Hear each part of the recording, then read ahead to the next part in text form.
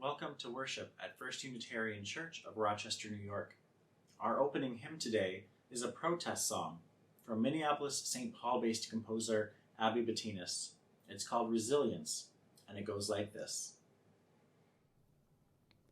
Resilience, we are strong, shoulder to shoulder, keep moving on. Resilience, make a new plan, stand up again and say, yes, we can. Resilience, we are strong, shoulder to shoulder, keep moving on. Resilience, make a new plan, stand up again and say, yes, we can. Resilience, we are strong, shoulder to shoulder, keep moving on. Resilience, make a new plan, stand up again and say, yes, we can. Resilience, we are strong, shoulder to shoulder, keep moving on. I wanna make it and I know we will. Yes, it's hard to keep going, but it's worse to stand still. Resilience, we are strong, shoulder to shoulder, keep on. I wanna make it and I know we will. Yes, it's hard to keep going, but it's worse to stand still. Resilience.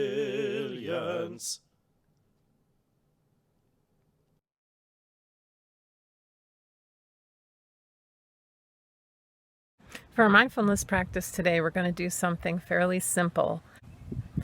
Arriving in the body is a practice that we do to kind of help ground our bodies in the space that we're in. And one simple way to do that is to focus on the five senses. But today we're just going to focus on one of the five senses, being the sense of smell. Because our nose goes wherever we go. And it's a really easy practice to just be aware of what is happening right now, especially if you're stressed out. So let's try it together. So breathing in and just noticing, turning your attention as much as you can to your sense of smell. Just noticing whatever is in your space right now. Breathing in and breathing out. Offering kindness and just recognition of whatever is there and not trying to alter or change it. Breathing in and breathing out. And breathing in and breathing out. Now, I'm in an apple tree, but if you're at home and you have a flower, you can do it again with a flower closer to your nose or something in your space. It doesn't have to be a flower because we're not always going to have flowers near us. It could be the smell of your clothing. It could be the smell of you use oils. It could be the smell of something familiar in your house to you that you like. Could be anything like that. So let's do it again. I'm just going to use a little apple blossom. Here we go. Breathing in and breathing out. And breathing in and breathing out. And breathing in and breathing out. For a moment of inquiry today, I wanted to ask you a question about flowers because it's flower communion. And that is, how does a flower nurture other flowers around it in the right now, right? So that future generations of flowers can continue to be blooming. And the answer is, it's not that it's about the flower dying and nurturing the soil and then the nutrients from that flower going on to further generations. This is something else. And it's something I just learned. And that is, when a flower is giving off its greatest scent, it is a unique way of using its own chemicals to attract the bees and any other insect to it that will help it be pollinated, so it will ensure its future generations, because it then can produce more fruit seeds, right? So one thing it also does is after it's pollinated. So after, say, a bee comes and lands on a blossom like this,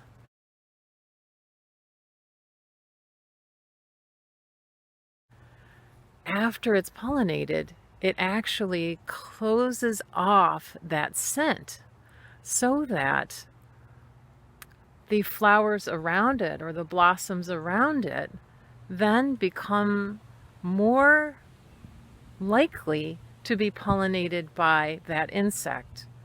So in a way, it is taking care of the needs around it and making sure that those flowers also have the chance to ensure their generations going forward. It's a very interesting idea and a very good modeling. Certainly when we have enough, it would be appropriate for us to shut down what we have as enough so that others can also have their needs met in the web of life. Yeah. This is a story that comes to us from the Hindu tradition called the Well Digger. Once there was a man who decided that he needed to build this well on his property, and so he started to dig in the spot that he thought best. And he dug for hours and hours, and he was pretty sweltering hot. And still, at the end of like 10 feet, which was just about as high as his hut, he decided he would take a break. He was a little frustrated, so he took a break under the tree. Now, a neighbor came by, and the neighbor said, "I wonder what possessed you to dig this well right there?" I thought it was a pretty good spot. "Oh, I wish I had come by sooner, because I would have told you that about 10 yards forward, I'm pretty sure that there's a much better spot right there." Oh. So the man decided he would move. And so he did. He started in the late afternoon, not far from the other spot where he was. And he dug, and he dug, and he dug. Now, another neighbor came by. And this was after he had dug for 20 feet, twice as far as he had before, and still had nothing. "What are you doing?" I'm digging a well. "No water yet?" he said. Nothing. "No water yet. Oh, I know the perfect spot. I wish you would have asked me sooner. I wish I would have come upon you sooner. But there's an absolutely better spot, and it's actually closer to where the road comes by, and there's a specific angle. I think I remember that when we had walked your property one day before, I think I remember having this sense that that would have been the best place." All right. And so it was. Again, the man moved. Now, the third time, he worked extra hard. He dug and dug and dug and dug, and now he was 30 feet down. And finally, he was just so frustrated and exacerbated. He just kind of sat down in a heap and all sweaty. And one of his friends came by. And his friend said, "Oh my goodness, you look exhausted. What's going on?" Well, I'm trying to dig a well. "No water yet?" Nothing. "Wow, it's like probably 30 feet down. What do you think the issue is?" Maybe not a good enough spot. "Not a good enough spot? Well, it looked pretty good to me. Maybe if you spent the day like digging even further down, you might have figured out like maybe it's further down than you thought." So it was that the man thought about it for a while and figured out that if he had spent the whole day digging, he would have dug 60 feet down by now, and surely at that time he would have found water. Oh, well, that friend had come back in the morning, because the man had resolved the next morning to stay in the same spot and to dig down to 60 feet. And his friend came back to help him. And the two of them together dug quickly.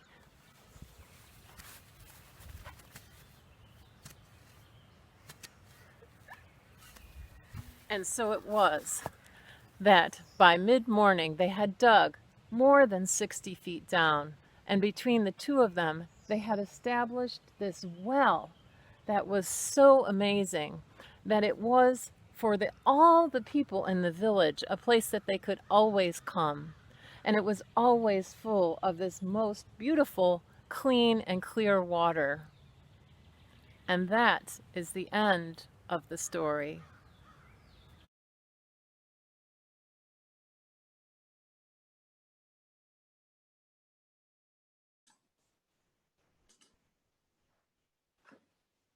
I love that story.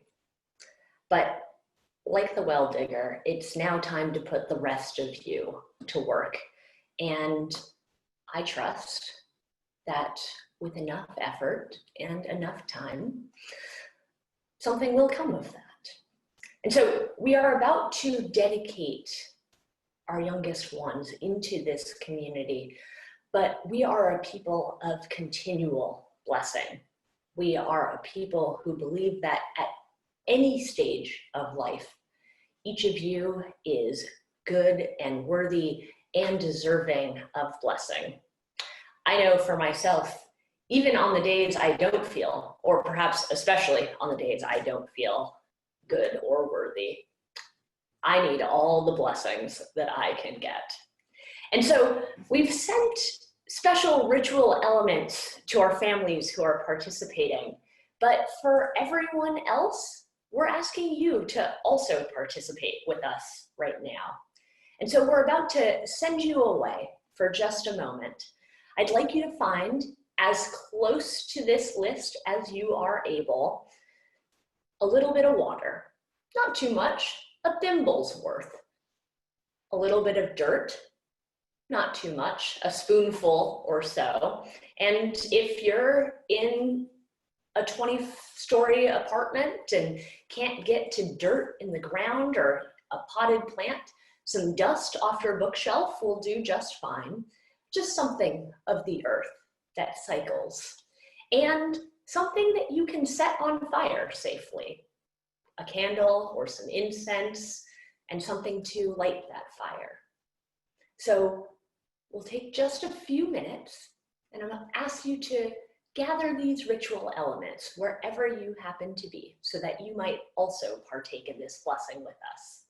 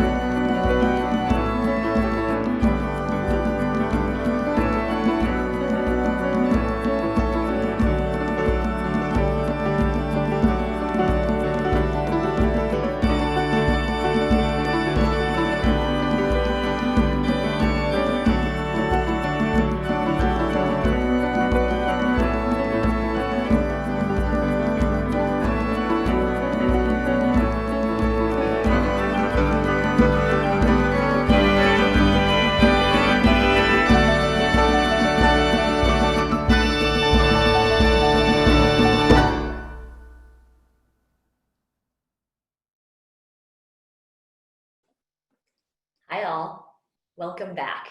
I assume you have, as much as you're able, your ritual elements. I ask for one more thing before we bring our youngest into our circle among us, though of course they're already here, but before we name them explicitly. When we gather in person, sometimes we form with our bodies a circle to surround them. A circle, a cloud of witnesses to bear witness, to give our own testimony to this claiming by the community of these young people. So we invoke into this space now those who have loved these youngest and their parents into being, the grandparents and great-grandparents, both living and dead, the ancestors whose voices continue to echo today.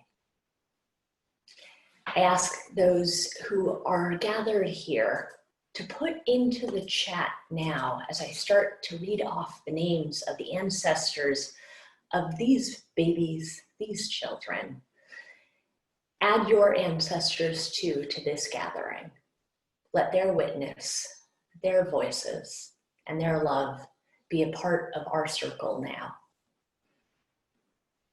Mary Ann Samuelson helped love a chain of beings into being that brought us Linden. John and Patricia Collier, Ernestine Lawler, James McCollum, Betty McCollum, Paula Vi, Thomas Vi, Lucille Winowski, Sandy and Bill Enoch, Mary and Robert Cagle, Kim Algrim Heine, Tina and Larry Charette. These are just some of the names, some of the spirits that make our being together possible. Without them, this particular gathering could not be. And so we begin. Bring forth our children to be dedicated now. Hi, I'm Erin Collier. I'm Tim Hartman. I'm Jack. I'm Jojo, and this is Bubby. Hi. We're the Samuelson Vi family, and this is Linden. And what's your name? And I'm Mary Ann, and I'm 5, and Linden is 1. And what's your name? That's What's your name, bud? Silas. And how old are you? 3. And I'm Katie. And I'm Tim. And we're super excited to have Linden dedicated today. And this is Bunny. Yes. Thank you. Hi, First Unitarian. We're the Geck Harrison Watts family. I'm Whitney Geck Harrison. I'm Andrew Watts. I'm Madrigal Watts. Hi, we're the Ranger family. We're excited to introduce Ruthie into the church. And this is Henry and Allison and myself, Lowell. Thanks. Hi, First Unitarian. We're the Kegels. I'm Rachel. I'm Jeff. This is Teddy. And this is Skylar. We are grateful for being welcomed into the First U community, and we look forward to raising our children here. And thank you very much for celebrating with us today with this wonderful service. Hi, First Unitarian. We're the Charettes. This is Ingrid, and this is Felix. Don't talk. I'm Jeremy. Don't talk to me. Oh, okay. Okay. Yes, that's Felix. And I'm Jeremy. And I'm Allison. And we're really excited that Ingrid is getting dedicated today. We love you all. Hi, First Unitarian. We're the Walshes. I'm Susan. I'm Dan, and this is Julian. My name is Julian. Welcome, families. Welcome, little and not so little ones. It is an honor to welcome you in and dedicate you into the community at First Unitarian Church of Rochester. Now, with the ritual supplies that were delivered to your home, or whatever it is that you've happened to scrounge up at home, if you're also joining in this blessing, you're going to be blessed with the elements of fire and water, air and earth. These connect you to our planetary home and our seasons. It connects you also to the spiritual life here in this community. We do not today wash away sin. We do not ask for forgiveness, though indeed there are times you will make mistakes. There are times where you will need forgiveness. There are times where you might not do the right thing. But we believe in the goodness and the wholeness that you came to this earth with. We believe that here in community, we might love you into being. And so please join us in this blessing, whoever it is that you happen to be, whoever it is that you hope to become. Our blessing will be led by 4 leaders and their families, folks who are involved in different elements of our spiritual community here. This past fall, we gathered our waters together, placing our trust in the community. The wellspring of living waters runs deep. This water has been filtered, boiled, and bottled, sitting in the minister's study, waiting for just this moment to be a blessing to you. I invite you to place drops of water on your children's hands and on your hands. With my hand. With me. With me.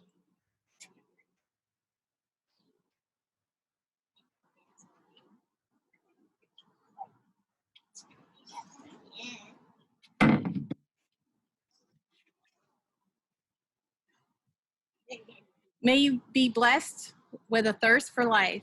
May the rivers that you travel be wild and still, the currents and peace coming as you need them. May this water remind you that even when you need the most forgiveness, the rain falls on us all and offers renewal. Each day, you can begin again in love.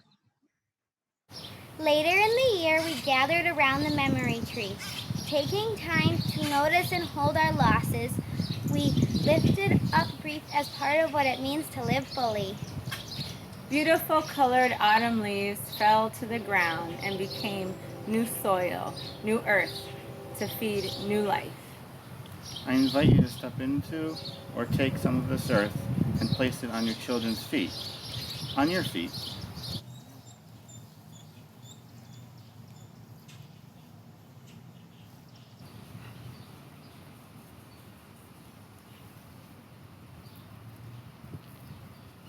May you always remember that you are a child of the earth. May skin, knees, and dirt under your fingernails be a blessing, proof that this business of living is messy and completely yours.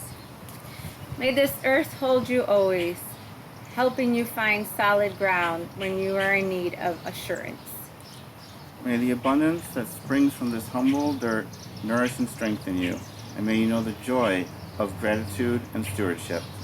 Here at First Unitarian, we gather in the embrace of darkness to celebrate the winter solstice. It is our tradition to write our fears and sorrows on strips of paper, whatever we wish to leave behind and let go of at the turning of the year. With the fire of our chalice, we banish our burdens in a great burst of heat and light. But now, dear children, we bring you fire in a gentler form. I invite the parents of our children being dedicated now to light the special paper that we have sent to you and to which you have added a hope for your child.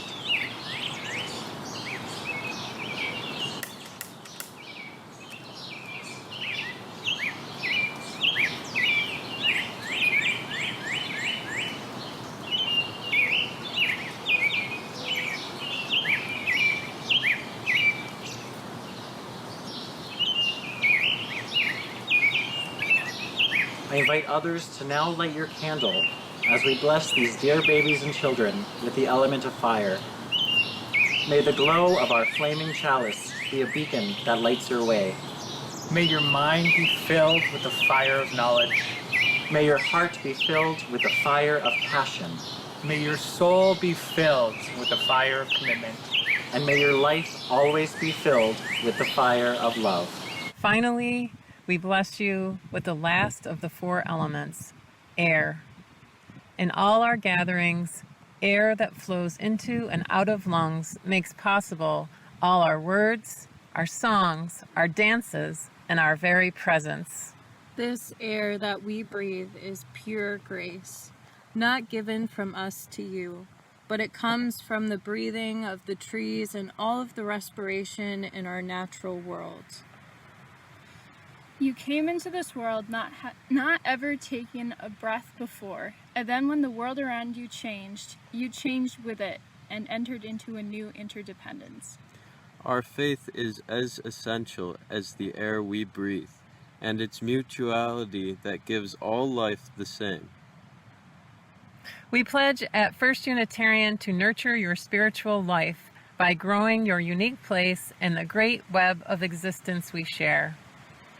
I invite everyone now, all of us, to blow a gentle stream of air into the ear of your beloved or beloveds who you are with. And if you are by yourself, you can gently put a hand to the side of your face and blow into it so you blow into your own ear. Are you ready? Here we go.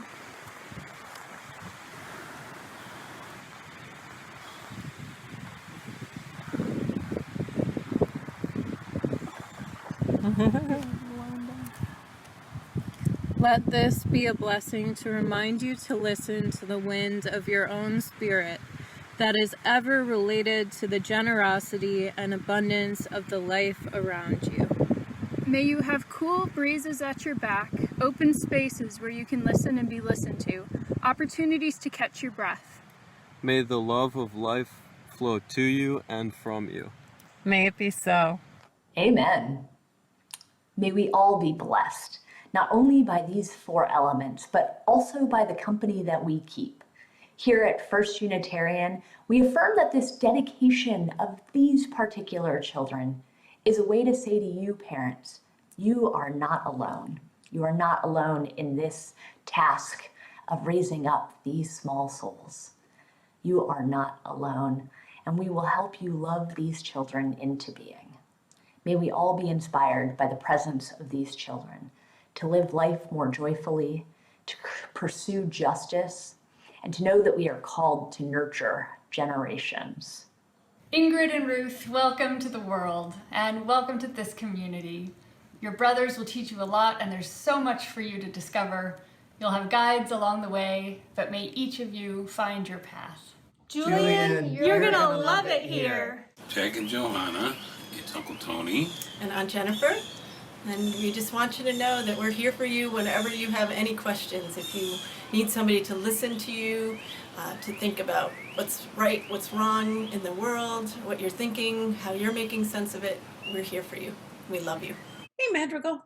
I'm here to play penguins with you, play octopuses with you, answer any questions you have or anything you need. Love you. Hi, Lyndon. This is your Uncle Pat. I promise that I will always be there for you. Hey, Skylar. Happy Blessing Day. We are so excited that you're here.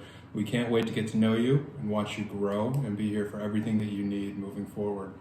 We're looking forward to celebrating your milestones, your birthdays, your school plays, and your sporting events with you, and we're going to support you all the way. We're already proud of who you are and who you will become. We know you're going to be a marvelous human. So always remember that you are kind, you are smart, and you are important. We love you. Love you, Skylar. Hey, Teddy. This is your godmother, Katie. I'm just calling to say congratulations on being officially welcomed into your new church. I'm so excited for you and also so excited that you're a big brother. You're going to be the best big brother ever. Just know that I'm always here for you whenever you need anything at all, and I love you so much. Hey Teddy, this is your godfather Brian.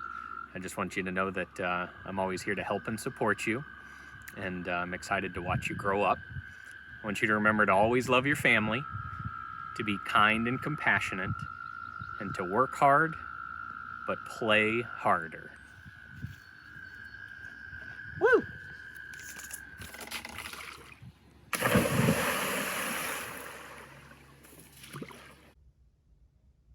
I invite you now into the Buddhist practice of metta, cultivating loving kindness, compassion, and empathy by making intentional wishes of well-being for others and ourselves.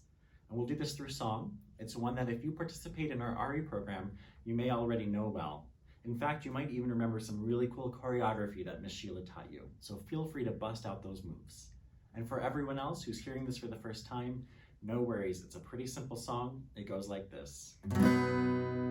May I be happy, may I be well, may I be safe and sound. May I be peaceful, may I be at ease, with love in my heart and all around. Let's try that together. May I be happy, may I be well, may I be safe and sound. May I be peaceful, may I be at ease, with love in my heart and all around.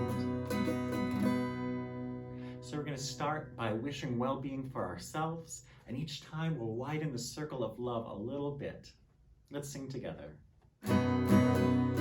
May I be happy, may I be well, may I be safe and sound. May I be peaceful, may I be at ease, with love in my heart and all around. We'll widen the circle to include a loved one. They may be near or far, but invite them into your heart space and surround them with your loving kindness. Singing, may you be happy. May you be happy, may you be well, may you be safe and sound. May you be peaceful, may you be at ease, with love in your heart and all around. Widen the circle a little further, include all of your loved ones, friends, and family. May you be happy, may you be well, may you be safe and sound. May you be peaceful, may you be at ease, with love in your heart and all around. Now let's center in our hearts the babies and children who are being dedicated right now and surround them with the embrace of our community's loving kindness. May you be happy, may you be well, may you be safe and sound. May you be peaceful, may you be at ease, with love in your heart and all around. Now let's widen the circle to include all of the children and youth of our community. And if you are one of those children and youth, I invite you to close your eyes and feel the love of this community heading your way right now. May you be happy, may you be well, may you be safe and sound. May you be peaceful, may you be at ease, with love in your heart and all around. Now let's widen the circle to the whole church community. May you be happy, may you be well, may you be safe and sound. May you be peaceful, may you be at ease, with love in your heart and all around. Let's widen it even further to include the greater Rochester area, and if you're worshiping with us from somewhere else, please hold in your heart your own community. May you be happy, may you be well, may you be safe and sound. May you be peaceful, may you be at ease, with love in your heart and all around. Widening that circle even further, let's hold in our hearts all people who are marginalized and suffering from oppression. Let us wish them well-being in spirit as well as in our actions in solidarity. May you be happy, may you be well, may you be safe and sound. May you be peaceful, may you be at ease, with love in your heart and all around. Now, the full circle, all beings, all existence, let's send out this loving kindness energy to permeate all of existence. And we're part of that existence, so let's sing May We Be Happy. May we be happy, may we be well, may we be safe and sound. May we be peaceful, may we be at ease, with love in our hearts and all around. May we be happy, may we be well, may we be safe and sound. May we be peaceful, may we be at ease, with love in our hearts and all around. One more time, let's send it out to all existence. May we be happy, may we be well, may we be safe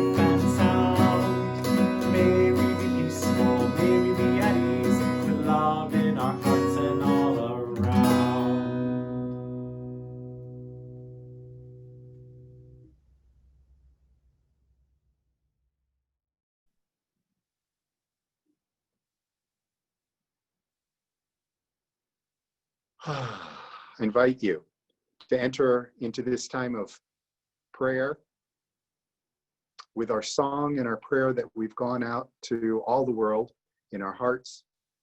May we breathe deep too. May we enter into this time. Spirit of love and life, we are gathered here hoping that all are peaceful and well, and knowing, though, that the world that we need to create for our children, to be able to hold in our hands the expressions of that song in our prayers, means we need to engage the disparities in our world and the ways in which disease has affected some more than others, in the ways in which violence, systemic oppressions have been hurtful. Our time of pause has not given pause to those things that we wish we could have dismantled and still must transcend our wishes into courage and engagement. For the violent death of George Floyd, for the disparities that are faced by those in our societies across all the cities, for the hurt and horror and pain being experienced in the cities with those who would rile up in violence, for those who came with peaceful intentions to be sure that we are paying attention. We lift up our prayers for those who would speak peacefully. May we, in this time of COVID-19, remember the number of families touched by death and grief. In the 216 total deaths in Monroe County alone, and worldwide, so many hundreds of thousands of millions of people affected. This week in our own Rochester Unitarian Church, we lift up our hearts to those who are grieving the loss of our own member, Nancy Ring. Reach out to Ron and all who knew her. Our hearts reach out as well to those who have been suffering from many deaths, from all causes, to those who are recovering from medical procedures. We send out our prayers for the essential workers, for those who are keeping things going. Our prayers go out to those in our midst who are worried about employment, to those who are feeling isolated, to those who are afraid. Spirit of love and life, we lift all of these for the hope for wholeness in our world. Blessed be. Amen.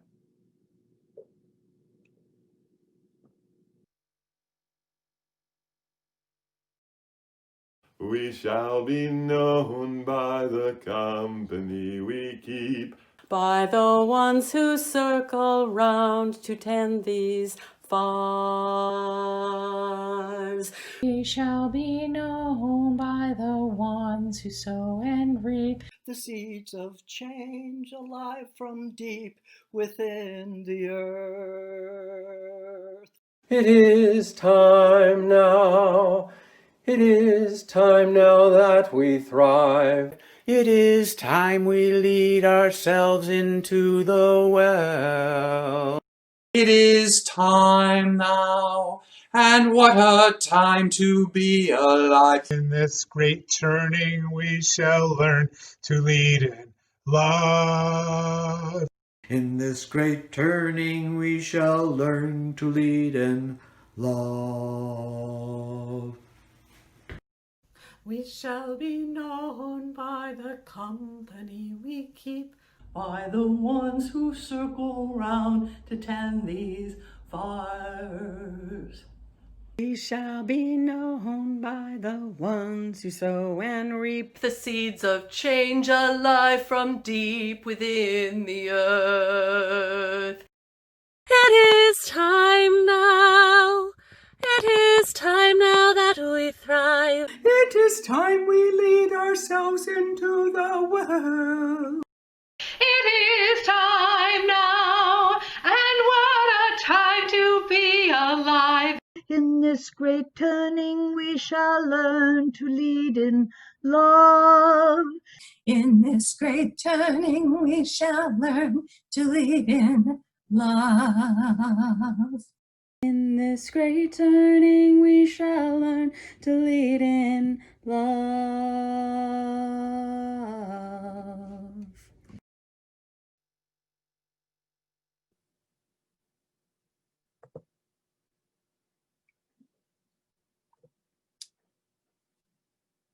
The flower ceremony, or the flower festival, is a very Unitarian Universalist ceremony. It was started by Dr. Norbert Čapek, a Czechoslovakian minister who came upon the idea after being exposed to Unitarianism in America. When he returned from his stay in America and founded the Liberal Church of Czechoslovakia, he wanted a ceremony which would teach his church members about the messages that he had learned of our religion. So in 1923, he came upon the idea of having an exchange of flowers, a flower festival, where each person coming to worship would share in the gift of flowers. In 1940, his wife, Maya, brought back the ceremony to America, and it began to be celebrated in our churches here, growing to more and more churches, to the current time when it's now a common celebration throughout our congregations. In America, many called it a flower communion, but since then we've learned that the direct translation of flower celebration or flower ceremony fits pretty well. The flowers symbolize many things. They are beautiful, just as our messages of hope in our religion are beautiful. And we see a broad range of colors and patterns and enjoy the varied fragrances, just as we can enjoy the differences of the people around us, and the wisdom, the love, and the ideas that we all have to share. When we gather on any Sunday or at any other times, we should remember that we each have something to contribute, that no two people are alike, and how wonderful that can be. And that we each come away from meeting here with a little gift that someone else has shared with us. So the flower ceremony is to remind us of that. And when we celebrate this ceremony, we can also remember the courage of Dr. Čapek to bring hope and gladness and meaning to people wherever he was, whatever the circumstances. You see, after many years of promoting positive messages of love and acceptance in liberal religion, Dr. Čapek was made a prisoner by the Nazis in 1941, and he was sent to a concentration camp. While he was there, he encouraged his fellow prisoners to sing with exuberance as they walked along the fences. It helped hope survive, and it annoyed the Nazis. Dr. Čapek kept it up until he was separated from the larger group and used in medical experiments. He died in 1942 in the concentration camps during World War II. But his idea for the meaning and the hope of the flower communion lives on.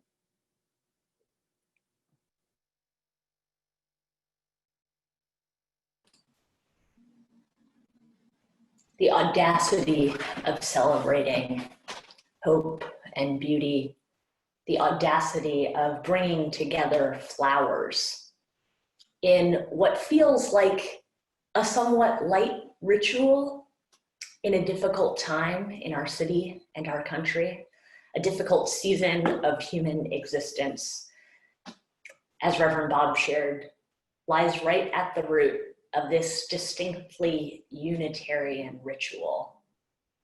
So I asked all of you who have collected a flower or drawn a flower or colored in a flower, however creativity and difference and beauty has found its way into your little sphere.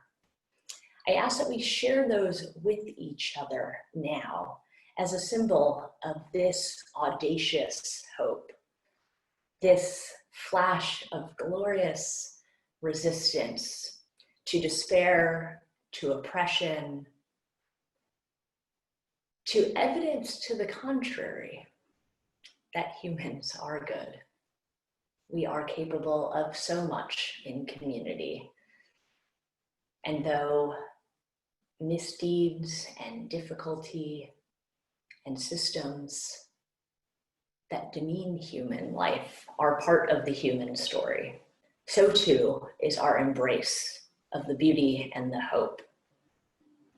To think of Dr. Chopik in a concentration camp before he was killed in Dachau, to think of him celebrating this ceremony with fellow prisoners, with sticks found on the ground, or splinters from bed, or from dust along windowsills, with whatever it is that they found around them, to bless each other and themselves.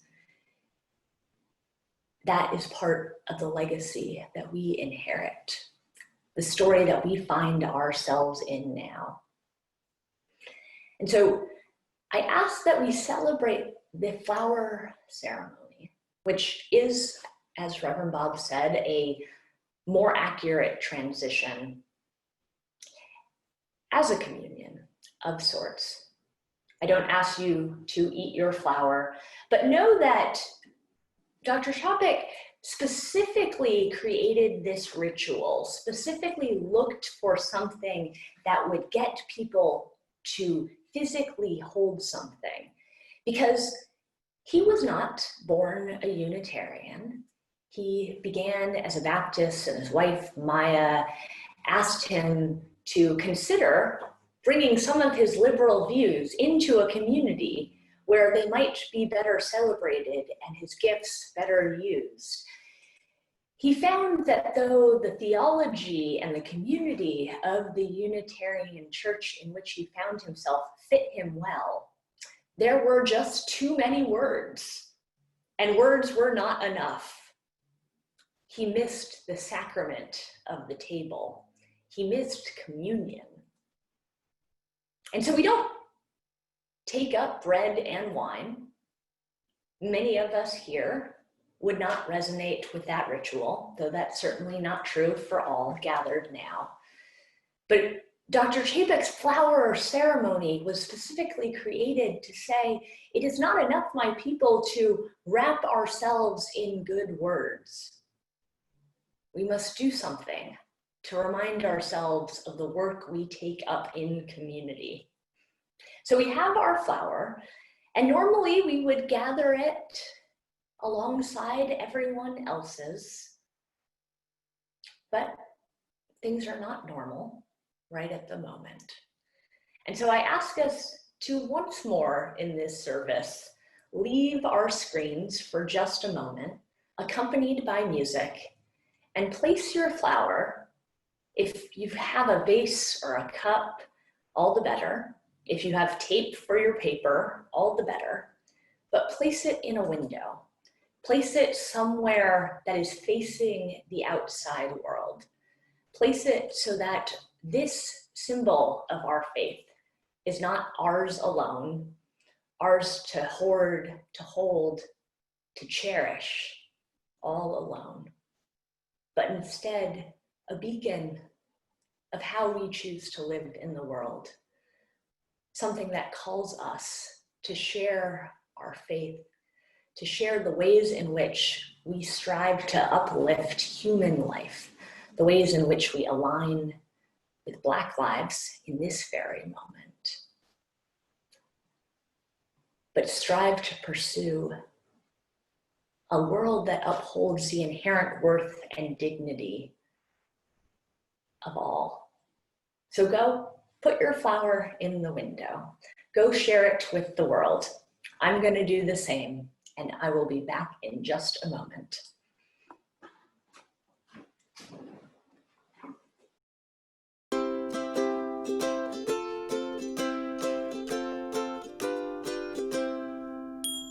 Inch by inch, row by row, gonna make this garden grow. All it takes is a rake and a hoe and a piece of fertile ground. Inch by inch, row by row, someone bless these seeds I sow. Someone warm them from below till the rain comes tumbling down. Pulling weeds and picking stones, we are made of dreams and bones. Feel the need to grow my own, 'cause the time is close at hand. Grain for grain, sun and rain, find my way in nature's chain. Tune my body and my brain to the music from the land. Plant your rows straight and long, temper them with prayer and song. Mother Earth will make you strong if you give her love and care. Old crow watching hungrily from his perch in yonder tree. In my garden I'm as free as that feathered thief up there. Inch by inch, row by row, gonna make this garden grow. All it takes is a rake and a hoe and a piece of fertile ground. Inch by inch, row by row, someone bless these seeds I sow. Someone warm them from below till the rain comes tumbling down.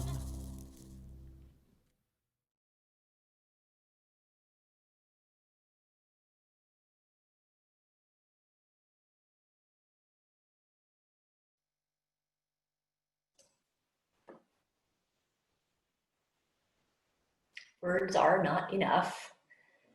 And what a monster I would be if I continued to talk after asking you to take up and embody our being together, our deepest convictions, by partaking in this communal action, this communion of spirits, this thing that asks us to enter in and commune with the cloud of witnesses, the ancestors who are our faith.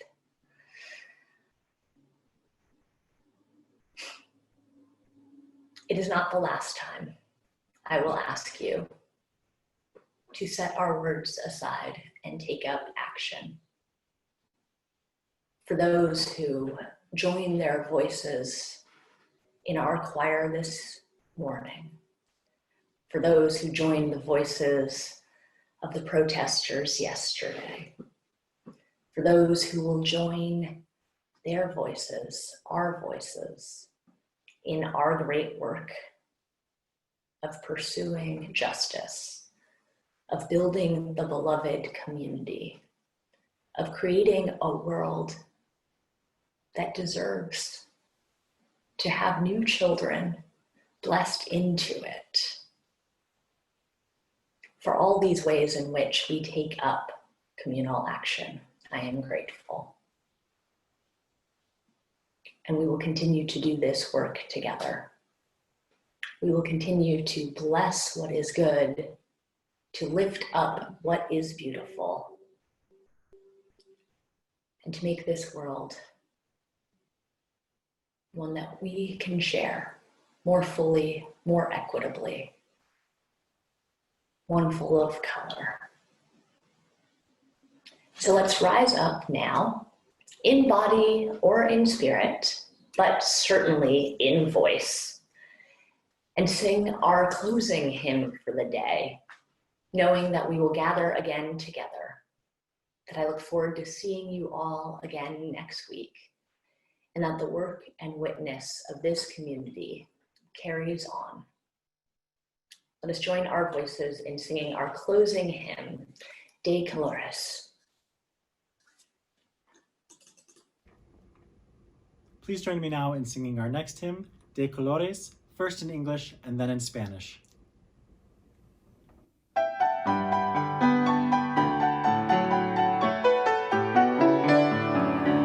Oh, the colors we see in the springtime with all of its flowers. All of the colors when the sunlight shines out through a rift in the cloud and it showers. All of the colors as a rainbow appears when a storm cloud is touched by the sun. All the colors abound for the whole world around and for everyone under the sun.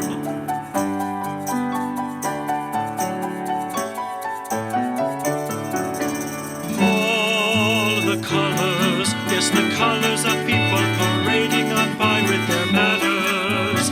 All the colors, yes, the colors of pennants and streamers and plumes and bandanas. All the colors, yes, the colors of people now taking their place in the sun. All the colors abound for the whole world around and for everyone under the sun.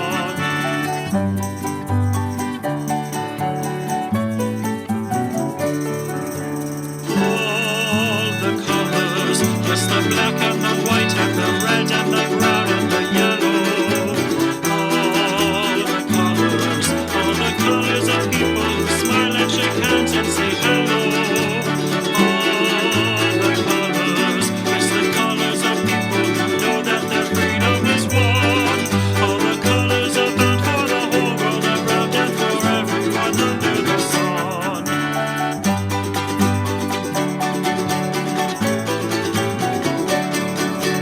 ¿Qué colores se visten los campos en la primavera? ¿Qué colores son los pajaritos que vienen de afuera? ¿Qué colores es el arco iris que vemos lucir? Y por eso los grandes amores de muchos colores me gustan a mí.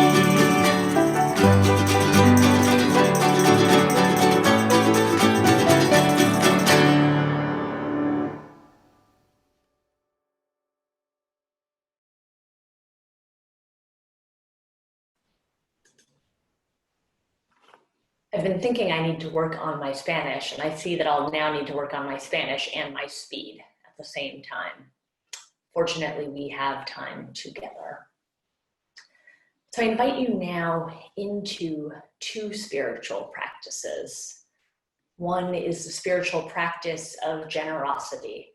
We take up a collection each week, reminding us that pooling our resources allows us to make an impact in the wider world.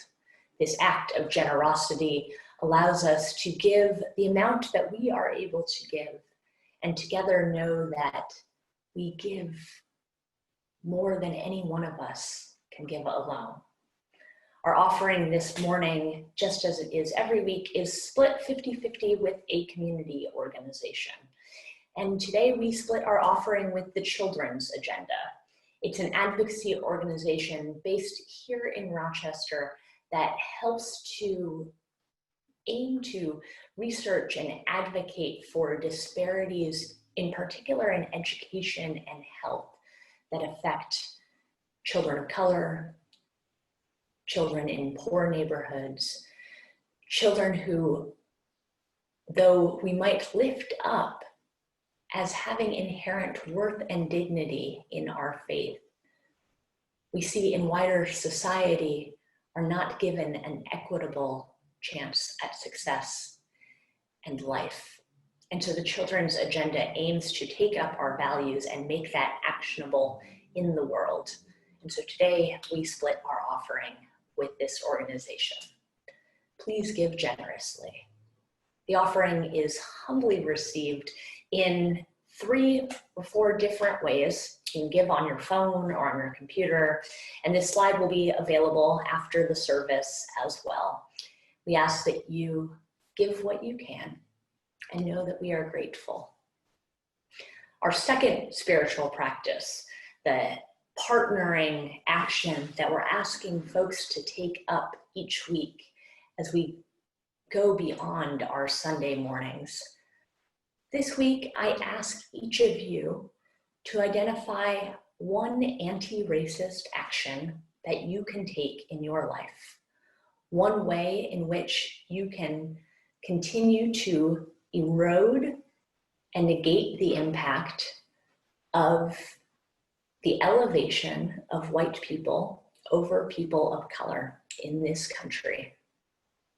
We do not think that you are directly responsible for the impact of racism.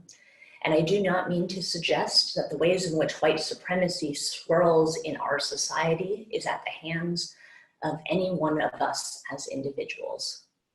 And yet each of us as individuals participates in a system where we see now, and many of us have known for all of our lives, massive disparities in the education and health and life, in the upholding of the inherent worth and dignity. So I ask you to identify one item, one action in your life that is anti-racist this week, and talk it over with someone. If you're a white person, I invite you to find another white person to discuss whether or not this anti-racist action that you've identified will have the impact that you hope. I ask that you talk over a strategy and how you might companion each other on this journey of creating a world more beautiful, a world more just, a world where colors and difference lift up the truth and beauty of what it means to be in religious community.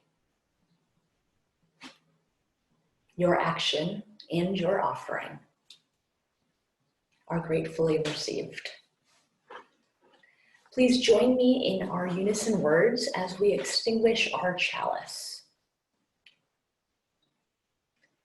We extinguish this flame, but not the light of truth, the warmth of community, or the fire of commitment. These we carry in our hearts until we are together again.